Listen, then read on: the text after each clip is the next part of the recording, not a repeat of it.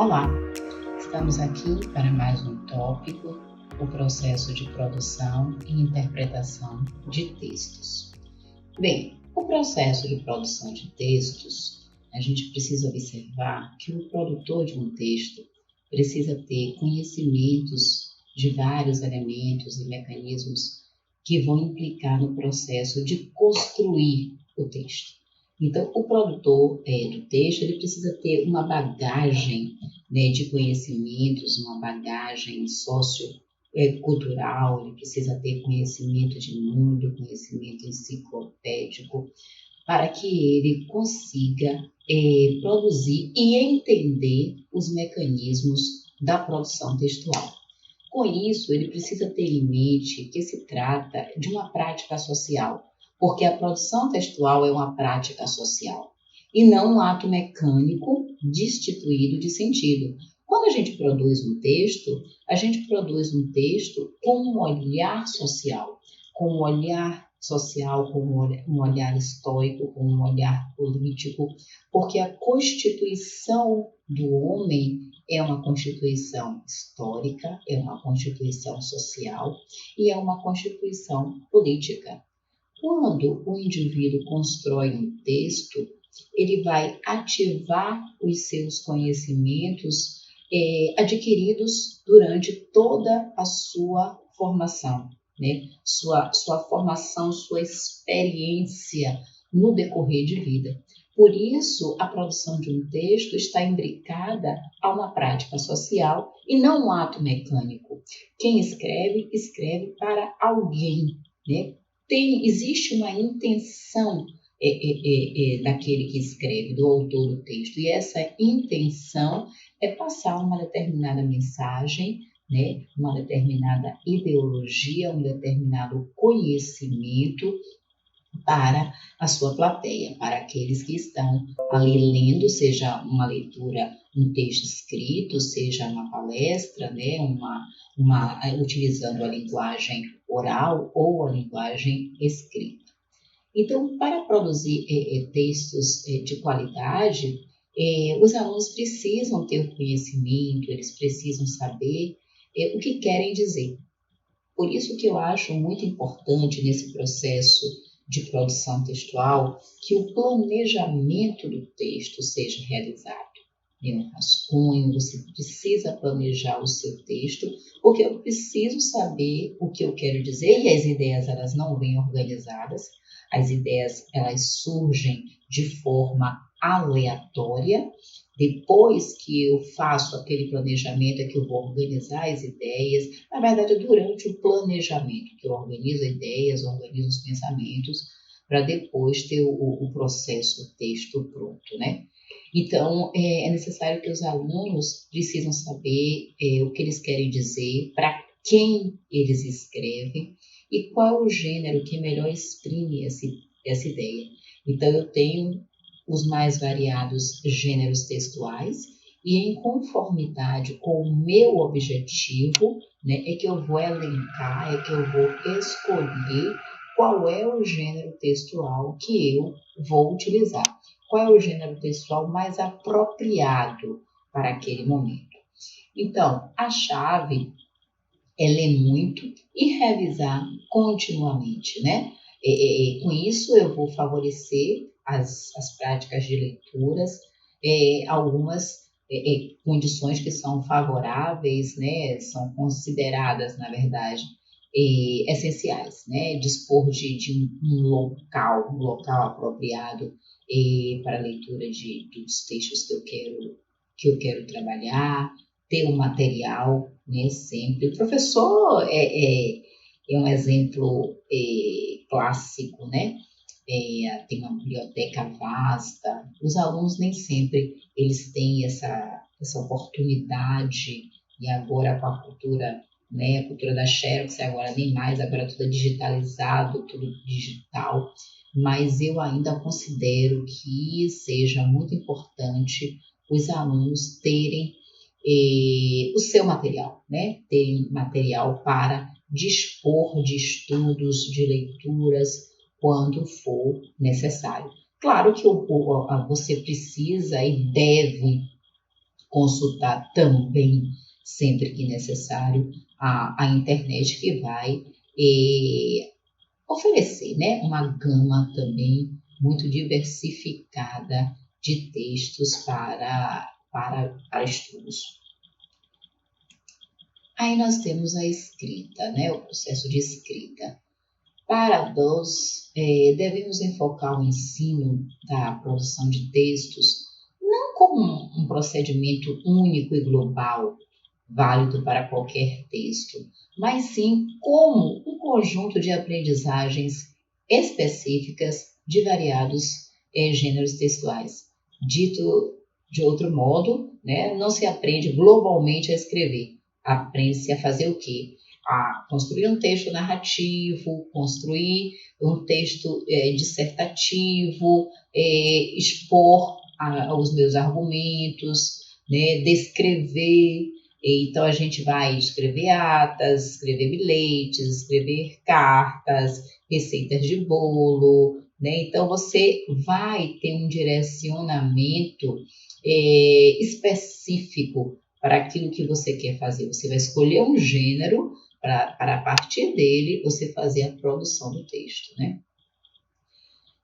Na escrita, o professor ele precisa, né, ele deve direcionar as atividades de produção textual de uma forma bem definida, porque às vezes eu fico imaginando quando o professor não dá um comando correto, um comando específico, um comando claro para o aluno fica sem norte. Ele não sabe, na verdade, ele fica perdido, ele não sabe o que é para fazer. Então, o professor ele precisa dar um comando claro, né? Qual é o gênero textual que o professor acha pertinente para aquele momento? Então, elenque qual é o gênero, qual é o tipo de texto apropriado para aquele momento. Então, definir, né? Recortar o gênero para o trabalho é de suma importância. Dessa forma, o professor ele deve direcionar as atividades de produção de texto, definindo o seu encaminhamento, qual o objetivo da produção, para quem ele escreve, né, em situações reais de uso. Dessa forma, o aluno vai produzir um diálogo imaginário com este alguém, e a escrita deve ser sempre uma atividade sócio-interacional, né?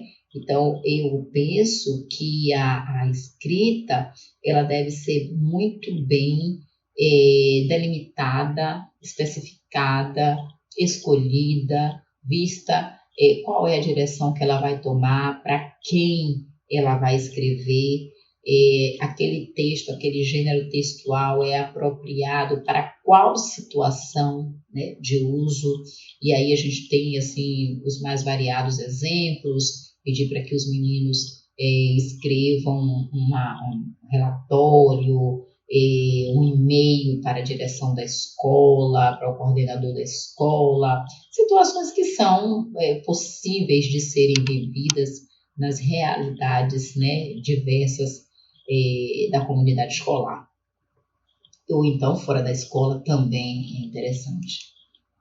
Aí nós temos aqui a prática, né? A prática da escrita. Eu penso que muitas pessoas, às vezes, têm dificuldades no que diz respeito à escrita, né? Quando você pede, construa um texto dissertativo, argumentativo.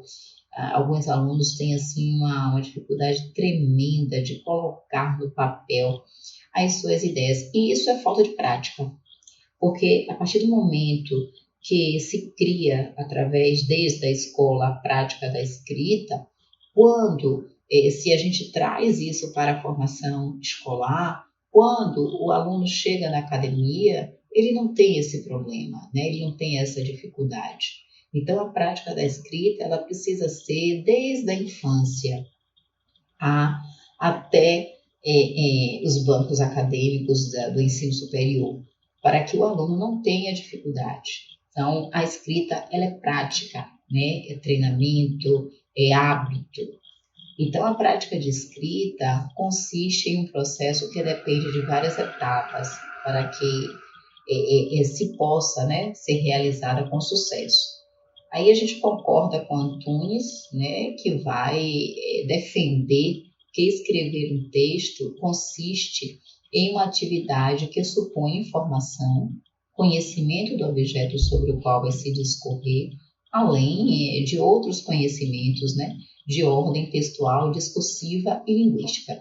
Não se escreve aquilo que você não tem conhecimento. Se eu pedir para que meu aluno escreva sobre a situação política da China, se ele nunca leu nada sobre aquilo, se ele não tem informação sobre aquele acontecimento, certamente ele não vai saber escrever. Então, é importante que o indivíduo ele tenha informação, ele tenha conhecimento, né, daquilo que ele vai escrever. Ele também tenha domínio dos elementos de textualidade, dos elementos linguísticos, das articulações linguísticas que a gente precisa utilizar para construir o texto. Então, a prática da escrita, ela vai aprimorando, na verdade, conhecimentos que são necessários para se construir um texto. Então, a escrita não é um ato mecânico de apenas vir e escrever, não é isso. É necessário ter conhecimento, ter informação e saber como encadear a sua informação, o seu conhecimento, para chegar a uma escrita realmente compreensível, né, fundamentada, uma escrita realmente que se para pensar para quem se está lendo, se aquele gênero, aquele tipo escolhido está apropriado para aquela situação de uso da linguagem.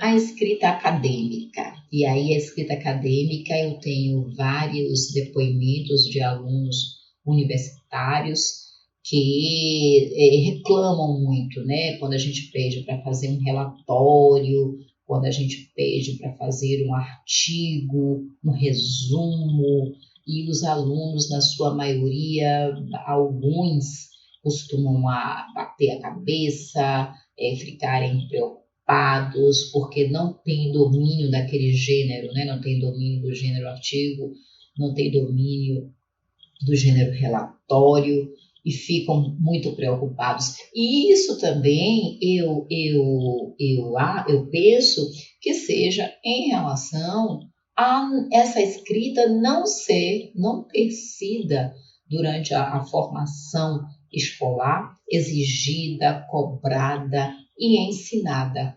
Aí o aluno chega na academia completamente desorientado, preocupado, né, sem saber, na verdade, como proceder, e aí ele vai ter que pesquisar, vai ter que se apropriar, né, naquele momento que ele precisa daquele gênero para construir o texto desejado. Então, um dos lemas do período, né, a importância de se diversificar, né, as situações de leitura e escrita, né, a gente precisa observar, precisa diversificar as situações em que a escrita e a leitura se apresentem, criar situações autênticas de produção de texto e de leitura no interior da escola, e isso é regularmente exigido e fácil também, porque precisamos criar momentos, Júlia, simulados, simulações, né, de textos escritos para a própria comunidade escolar, para um diretor, para um coordenador, textos para serem publicados em jornais que circulem na escola, porque, na verdade, a produção acadêmica, a produção escrita, ela precisa ter uma finalidade e ela precisa também, o aluno precisa observar que o texto que ele construiu está sendo compartilhado, né? O que hoje eu também recomendo muito é a questão da criação de blogs, né? Colocar o aluno para interagir com aquilo que ele gosta, e aí a gente tem as ferramentas educacionais, as ferramentas digitais que estão ao nosso favor e podemos trabalhar com elas para que os meninos aprimorem a escrita, né? Escrevam, criem blogs, façam postagens, e a gente está trabalhando a produção, ao passo que também estamos trabalhando com algo que o aluno se identifica, né? Caiu na rede hoje todos são vistos, né? São lidos. Então, eu acho que é uma oportunidade, né, de diversificar as situações de leitura e de escrita e de criar situações realmente verdadeiras, reais, autênticas, de leitura dentro da escola. Então, é preciso que os textos reais, fruto das situações reais de uso, passem a fazer parte do cotidiano escolar e não apenas os modelos escolares baseados nos textos clássicos. Então, assim, o menino precisa conhecer os textos clássicos, sim, mas ele precisa praticar, ele precisa usar, ele precisa perceber, ele precisa meter a mão na massa, como se diz popularmente, né? Ele precisa saber como é. E sim, isso aqui eu tenho aqui a teoria, eu estou lendo isso aqui, eu estou vendo, mas como é que eu faço isso aqui, né? Então, a gente dá um modelo e vamos pedir para que ele poste, para que ele construa, para que ele faça, para que ele ressignifique a leitura daquilo que a gente dá a ele como modelo, né? Para que ele realmente consiga se entrosar, se familiarizar com o texto e venha fazer a sua produção, trabalhar a sua escrita. Alega-se que não faz sentido ensinar formas textuais que não apresentem nenhuma função social e que só existem dentro dos muros da escola. Essa questão dos muros da escola é algo bastante discutido e já no meu olhar resolvido, que nós não podemos ficar apenas dentro da escola. A escola precisa sair, né? Precisa sair dos muros que os cerca e precisa ver o mundo lá fora, né? Isso é muito importante para a produção. Vamos debater temas que estão em debates aí na sociedade, vamos trazer para a escola e vamos aplicar com as ferramentas digitais. É uma proposta interessante. Assim, o processo de produção de textos, né? Pois essa estratégia vai muito além da simples atividade de fazer um texto a partir de um determinado título. Você veio das férias, como foi as minhas férias? Não é bem isso, né? De uma imagem ou mesmo de um fragmento de outro texto. Existe todo um trabalho de estudo, de contextualização do assunto a ser abordado, antes de chegar à etapa de produção propriamente dita. Então, você vê que nos exames de vestibular, no Enem, eles colocam 3, 4, 5 textos motivadores para, a partir daquela leitura dos textos motivadores, o indivíduo criar o seu próprio texto. Então, o trabalho ele precisa ser um trabalho contextualizado, ele precisa ser um trabalho que tenha link com algo que o indivíduo conheça. O indivíduo precisa ter conhecimento, precisa ter informação. E aí ele vai pegar aquele fio condutor, né, daquilo que está sendo apresentado a ele, para juntar com a sua bagagem sociocultural e, a partir daí, construir a sua escrita, produzir o seu texto, né? Então, além do conhecimento cognitivo, deve haver um estudo do gênero. Qual o gênero que vai ser produzido? É um artigo? É um resumo? Né? Quem é que vai escrever? Para quem a gente vai escrever? Qual é o auditório? Né? Qual é a finalidade? Esse gênero circula por onde? É no meio acadêmico? Não é no meio acadêmico? Eu vou utilizar que tipo de linguagem? É uma linguagem formal, uma linguagem informal, né? Qual é o tipo? Quando ele sabe se é um texto com a linguagem formal e informal, ele já vai também começar a eleger o seu vocabulário, né? Porque ele vai escolher qual o vocabulário mais adequado para aquela situação de uso da linguagem. Então, é muito importante fazer essas definições, né? Definir, deixar claro, né, o objetivo, qual é o local que o texto vai circular, qual é a linguagem apropriada, escolher o vocabulário também apropriado para aquela situação de uso da escrita. E aí eu coloquei aqui algumas reflexões, né, acerca da escrita. O que é escrita? Escrita é inspiração, escrita é uma atividade para alguns poucos privilegiados.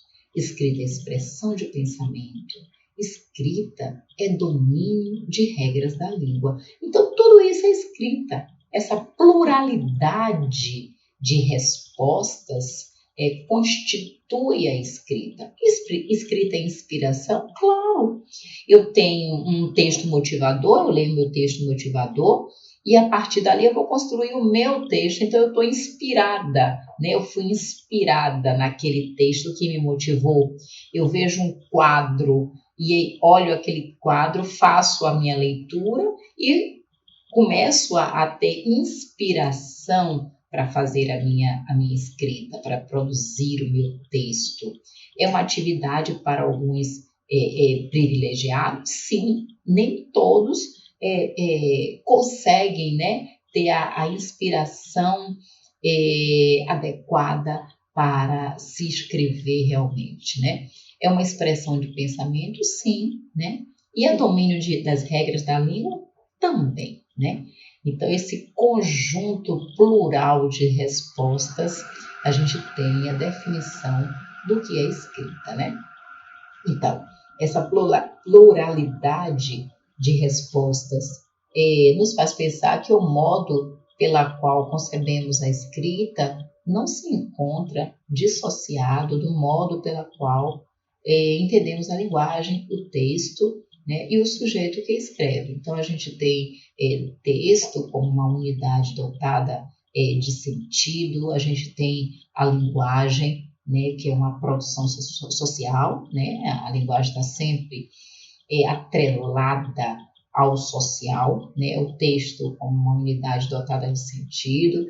O sujeito é constituído do social, né, do político, do histórico, que traz as suas marcas no texto quando ele escreve, e essas marcas trazidas pelo sujeito vai estar diretamente ligado à sua formação.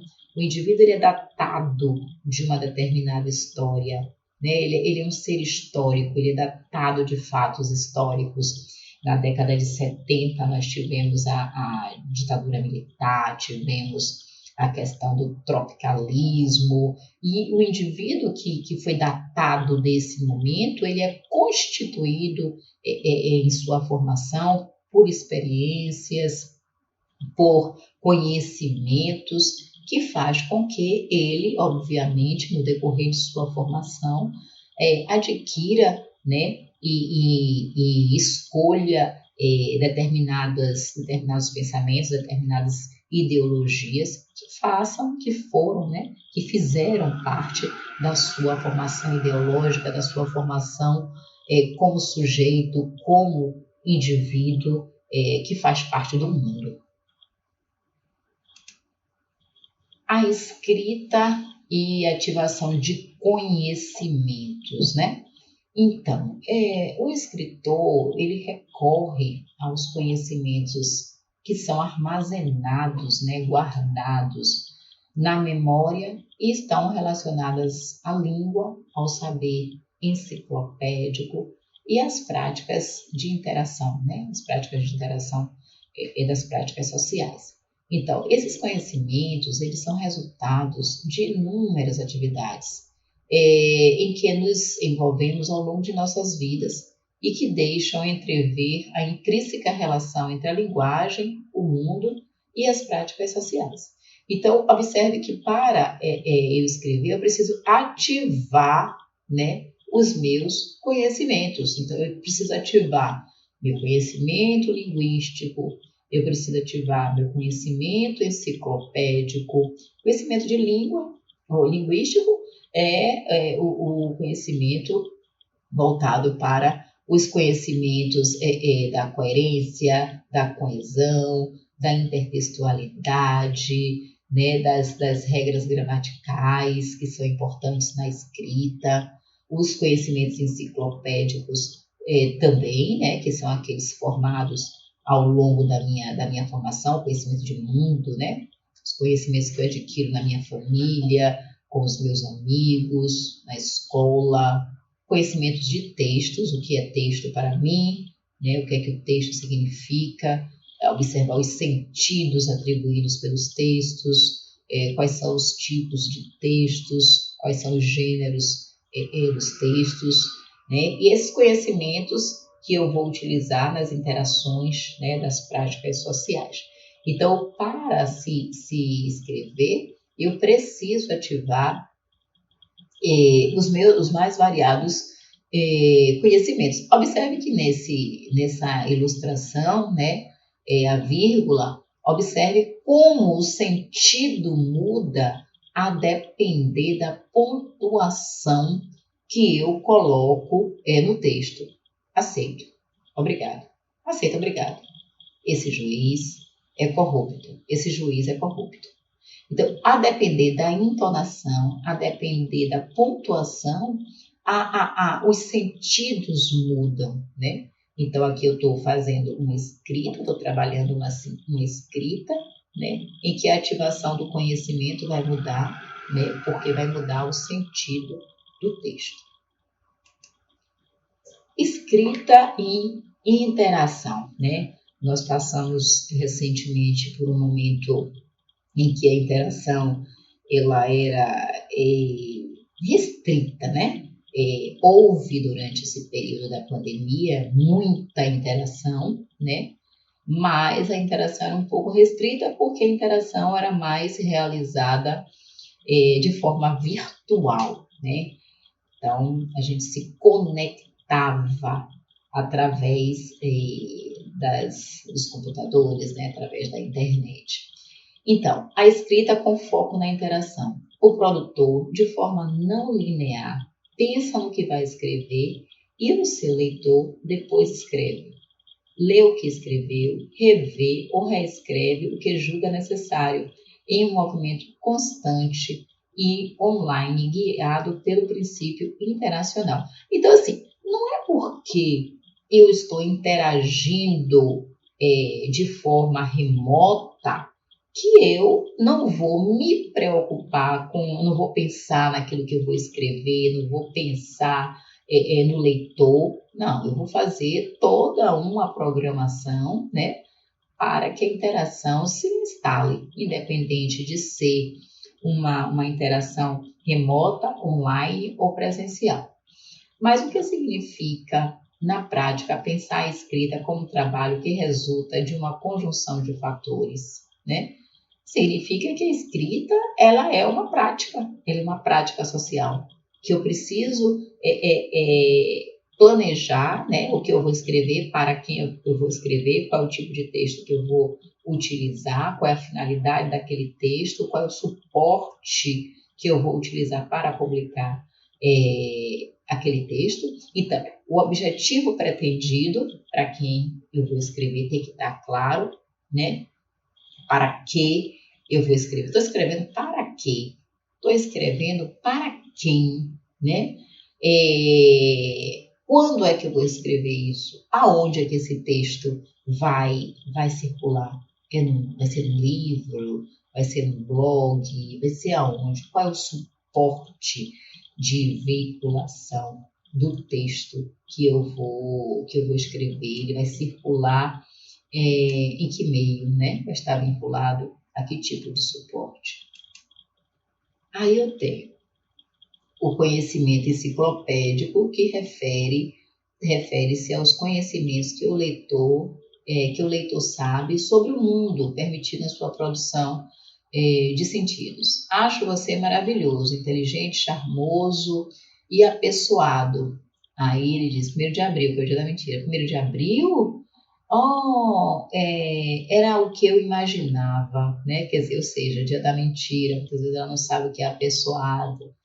Então, o conhecimento enciclopédico é aquele conhecimento de mundo, né? E o conhecimento de mundo eu vou adquirir através das práticas sociais, da convivência familiar, da convivência com os meus amigos, é que eu vou das minhas leituras. A leitura é matéria-prima para a escrita, a gente não pode esquecer o quanto é importante a leitura para o aprimoramento da escrita. Produção de textos. A produção de textos nos contextos acadêmicos. A academia ela deverá organizar, né, um conjunto de atividades que contemplem nas atividades de ensino a diversidade de textos e gêneros e não apenas em função de sua relevância social, mas também pelo fato de que os textos pertencentes a diferentes gêneros são organizados de diferentes formas. A compreensão oral e escrita, bem como a produção oral e a produção escrita de textos pertencentes a diversos gêneros, supõe o desenvolvimento de diversas capacidades que devem ser enfocadas em situações de ensino. Então, essa diversidade de gêneros é de suma importância para o trabalho dentro da academia, né? Então, não só o trabalho de compreensão oral, compreensão de um texto, seja ele oral ou escrito, como também uma produção oral e produção escrita. Você vê que muitos alunos têm muita dificuldade em produzir seminários, né?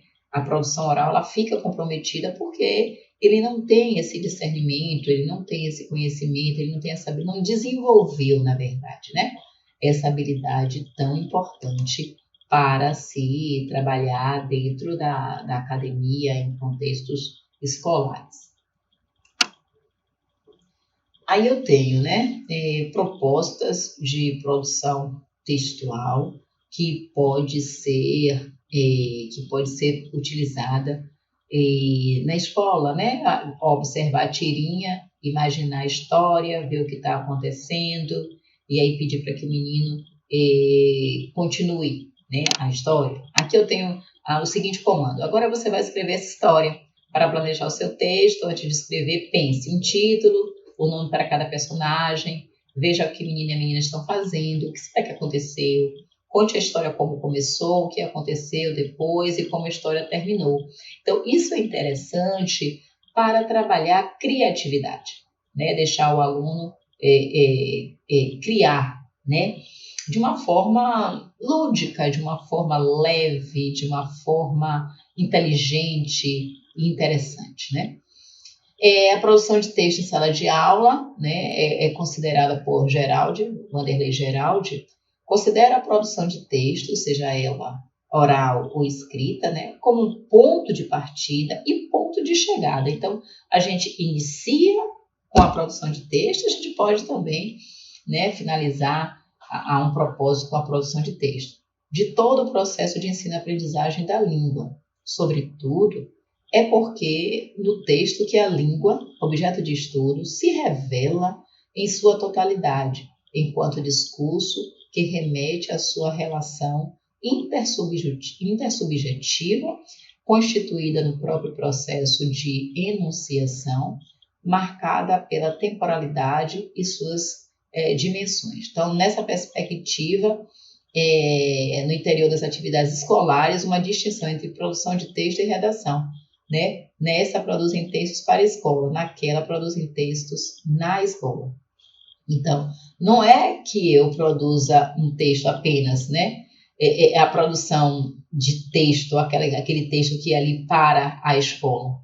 Mas é um texto que você produz na escola, mas que está passivo de ser interpretado, reescrito, escrito, lido fora da escola, em qualquer outro espaço.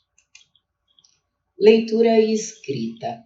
Ler e escrever são competências que se interrelacionam. Ler e escrever estão imbricadas, então estão interrelacionadas, né? Aprende-se a escrever o código à medida que se desvelam o grupamento de letras, de sílabas, palavras e sentenças.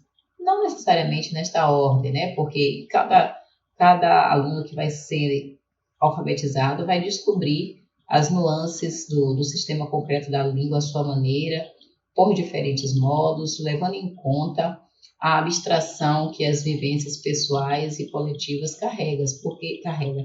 porque cada indivíduo tem, né, tem na sua formação orientações, e aí a família é de grande relevância para ter a sua interpretação, né, diante daquilo que ele está aprendendo.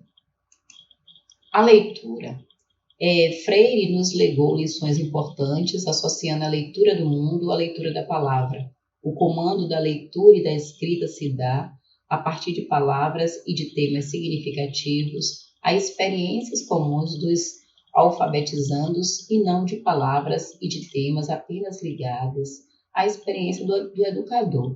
Porque às vezes o educador ele pensa em colocar atividades que para ele são fáceis, né? Que para ele já tem o conhecimento. Mas é interessante que a gente proponha leituras que vão realmente atribuir importantes significados ao aluno, né? E observar que a leitura de mundo precede a leitura da palavra, né? O comando da leitura e da escrita vai se dar, né, a partir daquilo que realmente tem sentido, tem significado, né, está ligado às experiências do indivíduo. Então, a leitura ela precisa ser associada à realidade, ela precisa ser associada às experiências vividas pelos aprendizes. Dialogando para escrever. Então, pensemos um pouco como propor uma atividade textual que valorize os saberes do aluno acerca do mundo que nos rodeia, considerando suas necessidades e interesses, a fim de promover a prática social da língua. Para isso se concretizar, precisamos diversificar, né? Foi o que eu falei há pouco.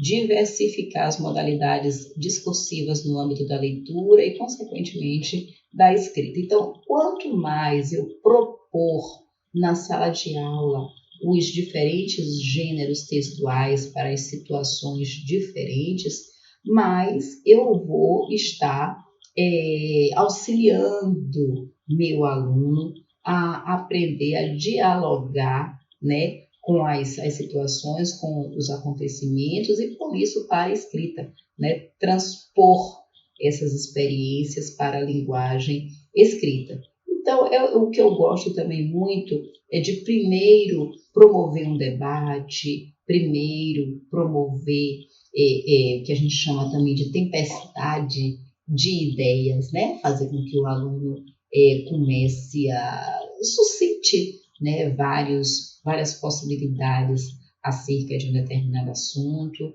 e depois ele venha a escrever sobre aquele assunto. É bem interessante, porque ele parte daquilo que ele sabe, daquilo que ele vivenciou, daquilo que ele experimentou, né? E a escuta também, né? A escuta com os colegas, a escuta do professor, você ouve experiências, você dialoga com as experiências, você concorda, você refuta e depois você faz a produção do texto.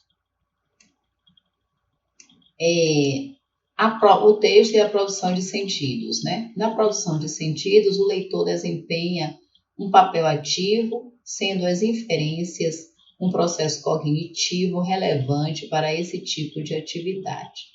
Isso ocorre porque elas possibilitam a construção de novos conhecimentos a partir de dados previamente existentes na memória do interlocutor, os quais são ativados e relacionados às informações vinculadas pelo texto. Observe aqui, ó, nessa charge que eu coloquei, né, as produções de sentidos que promovem aqui as informações.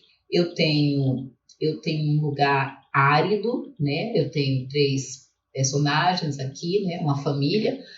um homem, uma mulher e uma criança. Eu tenho um computador, né, assim no lugar árido, no chão. Tenho um caminhão passando, né, inclusão digital, e tenho duas pessoas que estão assim meio que sem saber o que é aquilo, né, ou então sabendo que aquilo ali é um balde de água, né, diante de tanta um clima árido, uma seca, né, grande. Qual é realmente a necessidade, né? Aqui os sentidos aqui são os mais diversos possíveis. Atribuição de significados, né? A possibilidade de atribuição de significados implica dizer que o ser humano tem o ímpeto de atribuir sentidos às coisas do mundo e que a ausência das relações de significado entre elas, entre essas coisas, o perturba. A mente humana, ela necessita sempre de organizar, né, as vivências e experiências de modo significativo e bem articulado. Aí eu tenho aqui uma tirinha: criar o hábito de lavar sempre as mãos, tentar comer bem e descansar, para não baixar a imunidade, defender o SUS e a pesquisa da universidade pública. Imagine. Então aqui eu tenho críticas, né? Eu tenho sentidos variados aqui para atribuir os significados a essa charge, a essa tirinha. A atribuição de sentidos a partir do texto. A busca pela inserção no mundo se faz a partir da confrontação de diferentes horizontes e significados, né? O indivíduo sente-se inserido à medida que desvela e vivencia significados atribuídos ao mundo por ele mesmo e pelos outros, né? Isso é, assim, muito interessante. Eu tenho aqui uma outra tirinha aqui de Mafalda, né? E, por último, a atribuição de sentidos, também aqui através de outra tirinha. Eu era assim, e já ouvia dizer que o país estava em crise. Ela era pequenininha. Aí ela coloca a mão na cabeça e diz: eu cresci, agora sou assim, e continuo a ouvir dizer que o país está em crise. Ou seja, nada mudou. Na outra eu tenho: observe, ônibus tem assento? Ele diz: assento depende da hora que você pega ele, né? Então, ele está falando no sentido da palavra ônibus, né? Que ela é acentuada. E assento, né? Você vê que é a diferença, assento com C e assento com dois S, assento de sentar. Espero que vocês tenham realmente gostado dessa aula com esse assunto muito interessante. Boa sorte para todos e espero que vocês consigam realmente atribuir muitos sentidos no que estudamos nesse tópico. Obrigada.